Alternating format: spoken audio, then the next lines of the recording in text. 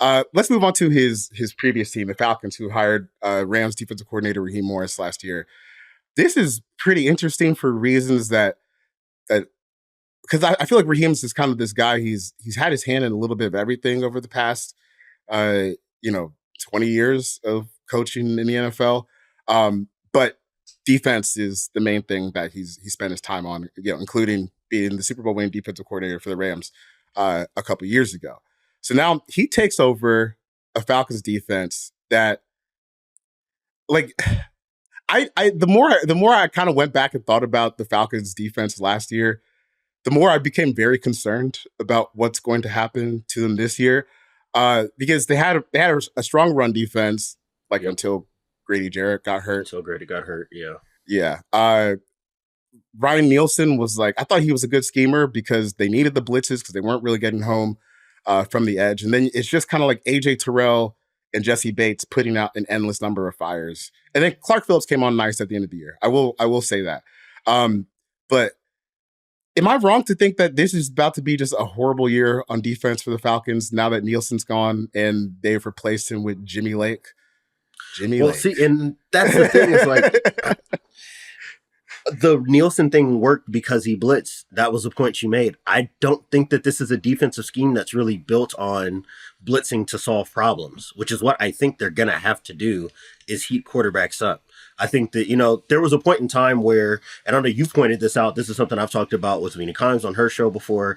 This team has been skating on not having real pass rush for like basically 8 years now. At some point, more than 8. We're talking like since John Abraham retired, basically, and at some point that bill really comes due. And I think Grady has done so much to paper over some of the problems that this defensive front has had. And then you start looking at the depth chart now, and it's like, I don't know if there's even enough baseline talent around Grady Jarrett, to maximize him as a player, and for him to turn around and maximize the guys around him. It's concerning. It's concerning. I think that we're going to see a lot of soft zone from Raheem. Raheem's influence is a little bit more of the soft zone, and then you have Jimmy Lake, who wants to play more kind of base rush, man coverage. And if they're just going to be a cover one and soft quarters team, they are lining themselves up to just get cut up and down the field because they're not going to get enough backfield production, I don't think, to be impactful on a down and down basis. Yeah, this is, I think when you start bringing in the Falcons defense, this is where you see the impact of the Penix pick. We're like, woof. They had so many opportunities, dude. So many opportunities. So many different things with this. And they quietly have a lot of holes on defense, for a defense that, according to Ben Baldwin's site, rbsdm.com, they were 5th in success rate last year. But if you go to DVOA, they were 24th in DVOA last year. Because, even by the end of the year, like the Saints put up 40 on them. They were not a good defensive team by the end of the year. And you didn't really add to that. I know they tried to get Danielle Hunter. Obviously, why would you do that when you could go play with Will Anderson in Houston and D'Amico Ryans? So I know they have a problem on the edge, but they didn't really address it outside of drafting Braylon Trice. So which I don't think addresses the problem as much as just like adds a body for now. Yeah. And then, in the second round, you have a chance to maybe go add something else to the defensive interior. I don't know how long the track is going to be for Rukoro. But whatever that timeline is going to be, it's not instant impact, there's just so many questions about the approach to this offseason and how they wanted to actually improve this roster, and the money they spent on a quarterback to go out and draft another quarterback, to not go get another edge rusher, to not bring in another DB. Because for as much as I like Clark Phillips, who you pointed out, I was really expecting them to leave this offseason with another outside corner. So that way Clark could play more inside, especially in Jimmy Lake's defense, knowing that he wants to use as many DBs as possible, or at least that's what we know from his time as a defensive play caller at the University of Washington, right? And we know that Raheem is willing to play whatever personnel package is necessary to match up to offenses. I thought that they might have put a little bit more premium on Clark playing on the inside, where his size is not going to be as big of an issue in terms of matching up with wide receivers. So I don't even know what this thing is going to look like by the time we get to week one. That's what I've been thinking with the Falcons defense. Like, I don't even know how they plan on doing this because, like you said, it's not like Raheem has had one style of defense that he's coached over his career. Right. He's done everything. Right.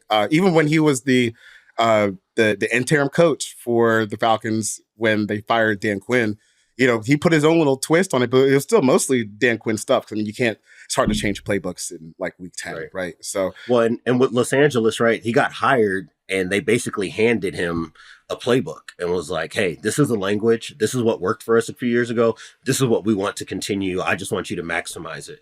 So yeah, like you said, it's not like you can just stamp this the way you could like Brian Flores, right? And it's like, all right, I know exactly what this defense is going to look like. And now it's just going to be a matter of whether or not we have enough bodies at one or two key positions to match up with teams. With this team, I don't know where the matchups are. I don't know how you mitigate the problems outside of just asking AJ Terrell to be an all-pro again and asking Jesse Bates to be a transformational safety, both of whom are capable. I just don't know, even if they're absolutely at their peak, if there's enough around those two and Grady Jarrett to make for more than maybe a just below average defense at best. Yeah. And the chances of this thing going worse is probably much higher than that. This is year 10, coming off a torn ACL. So you never know. That cliff comes, man. That cliff comes fast. Comes. And I love watching the dude, so I don't want to put that on him. But, Me too. Like you said, a torn ACL and the workload that they have put on this dude has been significant for his entire career. Yeah. Yeah.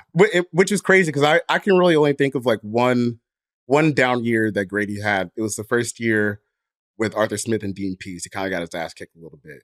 But outside of that, man, he's been a great pick. Ring of Honor member. I hope he's back. But this Falcons team feels like it feels like early 2010s Falcons, where you got the quarterback, you got some weapons, you got a couple playmakers on defense, and nothing else, and not a whole lot else. Not a whole lot else. That's for sure. Should be fun. Should be fun at least. Next coach. Yeah, fun has a lot of definitions, doesn't it? You're telling me. Should be fun to watch at least. Like I just want to see some points scored.